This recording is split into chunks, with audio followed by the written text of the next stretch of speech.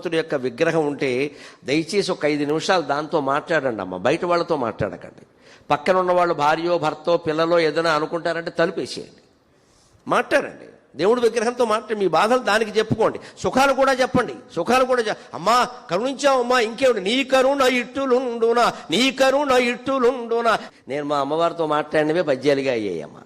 నాకు ఎప్పుడైనా మంచి జరిగింది, శుభం జరిగింది నేను అడగకుండానే అనిపిస్తే వెంటనే తలుపేసేసి లోపలికి వెళ్ళి మా అమ్మవారి విగ్రహం ముందు ఓ పద్యం చెప్పేస్తా. నీ దయ్య ఎలా ఉంటుందా, నీ కరుణ ఇట్టులుండునా, చేకునట విలంబమోను. ఎన్నో ప్రార్థన పద్యాలు చెప్పాను నేను, ఇంతవరకు నాకు అది కనపడలా. కానీ కాస్త ఆలస్యమైంది. కానీ చేకొన్న ఎడన్ ఆకొనక ముందే అన్నము మాకందింతువు భవాని. ఇంకా బిడ్డ పూర్తిగా ఆకలితో మాడిపోకుండానే, ఆకలి వేస్తోంది అన్నం పెట్టమ్మా అని అడగకుండానే తల్లి ప్రేమతో రే 11 అయిందిరా అన్నానికి రావా అని పిలిచి పెడుతుంది. అలాగ నువ్వు నిజంగా అనుగ్రహిస్తే పిలిచిస్తావమ్మా, మేము అడగాల్సిన పనే లేదు. తల్లి నీకు నమస్కారం. మీ ఇంట్లో భగవంతుడి యొక్క విగ్రహం